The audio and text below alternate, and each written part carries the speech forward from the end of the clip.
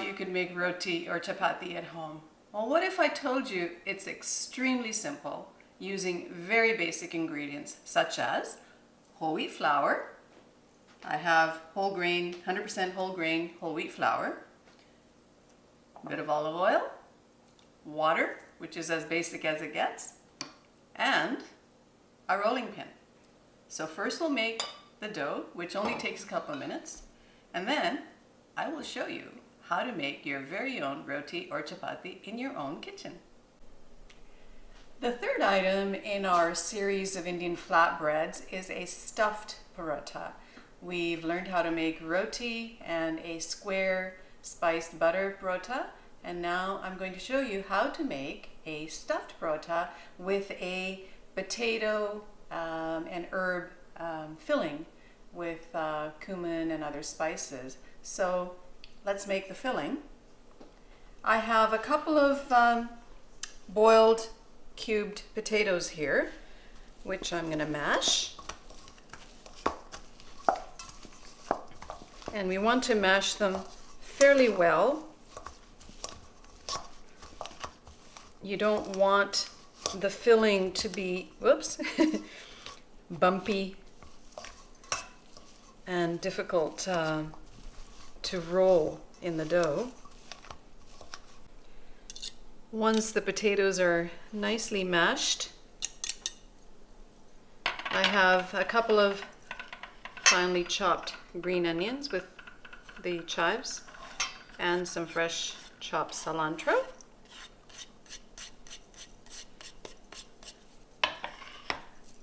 Here's my lovely Indian spice tin. I'm going to add about a half a teaspoon of whole cumin. Of course, we need salt.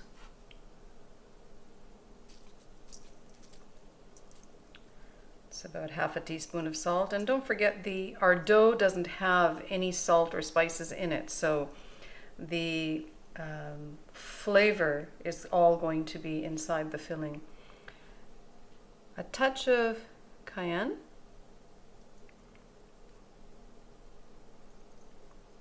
I have my garam masala here. About a half a teaspoon of that.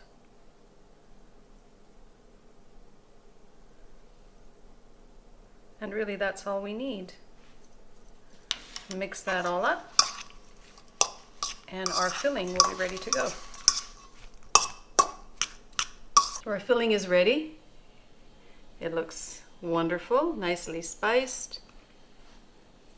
And we have our dough here. Now, for making the stuffed parathas, we need 2 small patties, which we're going to roll out and layer with stuffing in the middle. So what I usually do, in order to make sure I'm going to get 2 even-sized ones, I'll take a large piece of the dough and then I'll split it in half to get 2 uniform size patties. And these are smaller than what you would use for making a roti or chapati, because there's 2 of them and we're going to have filling in the middle, and when we roll it out, our stuffed paratha is going to expand quite a bit, and we don't want it to be so doughy. We want it to be more flavorful with the filling inside. Get them nicely covered with dry dough. It's all about being able to handle the dough without stickiness and sticky hands and yuck. Again, flatten it into a disc. Do that to both of them. Then we roll them out.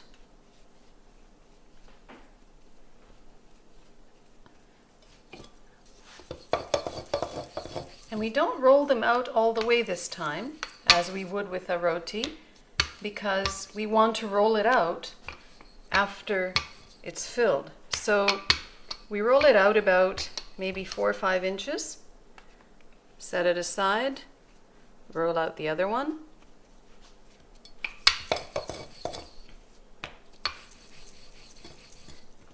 And generally what I do is the one that's going to go on top, I roll it slightly larger because it has to kind of cover the filling and be able to join with the bottom one. So it just needs to be slightly larger. Put it aside.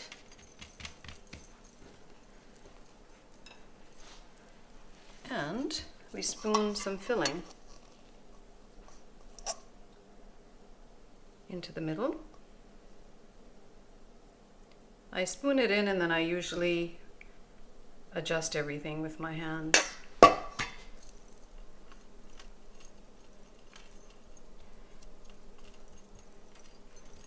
Keeping it about 1/2 inch away from the edges.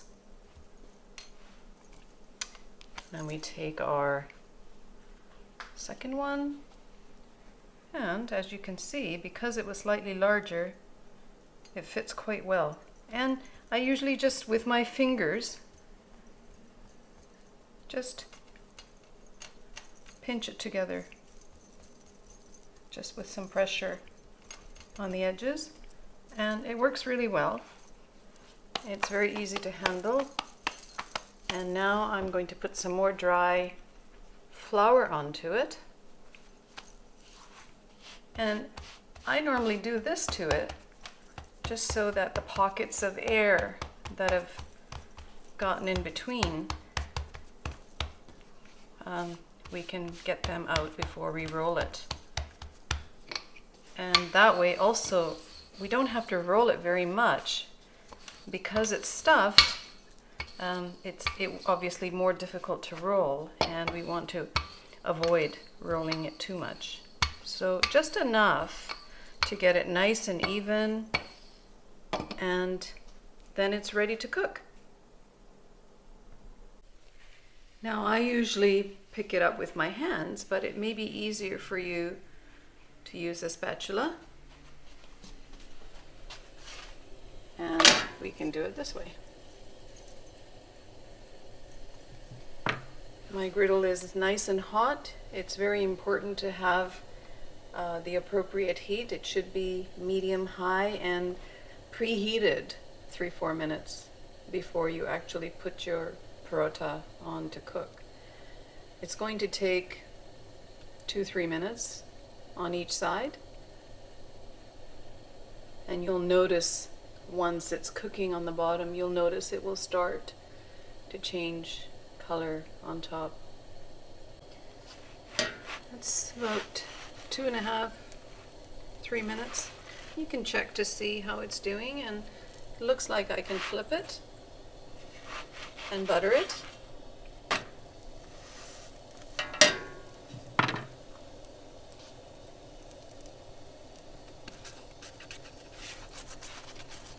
If you prefer to use oil, you can do that. But traditionally, Indians use clarified butter, which is, you can purchase at an Indian supermarket. It's butter that is more heat resistant, so it doesn't smoke and burn.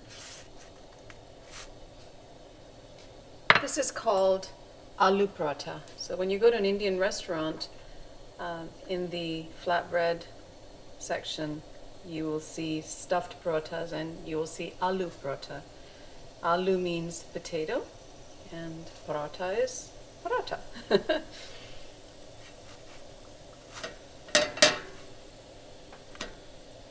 This is different from a naan in that it's cooked on a griddle. A naan is cooked in a clay oven.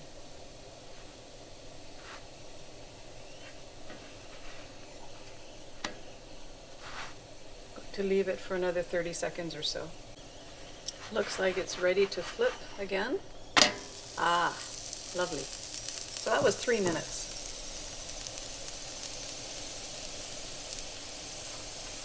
Beautifully blistered without burning it in any way.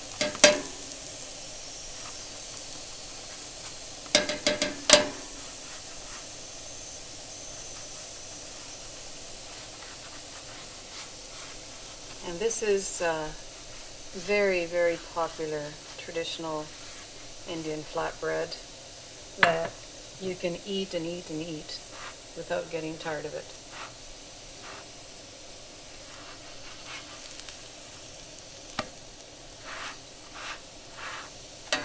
I'm going to flip it one more time just to make sure that both sides are nicely equally done.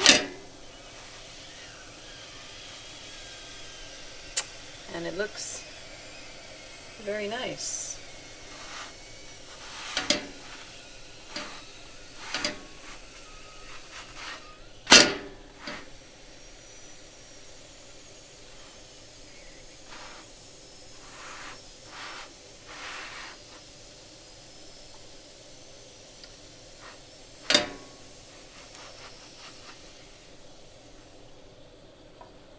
There's our beautiful aloo paratha, stuffed Indian paratha, and they can be eaten with yogurt or just by themselves, and if you have leftover filling, it's wonderful just on its own. So here it is cut. As you can see, you've got the nice beautiful cooked filling inside. And ready to be enjoyed.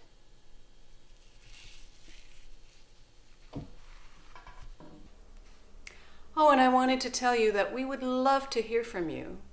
If there's anything in particular that you are interested in learning how to make, let us know. Leave us a comment or send us an email. And by the way, we also have a free recipe ebook on the website.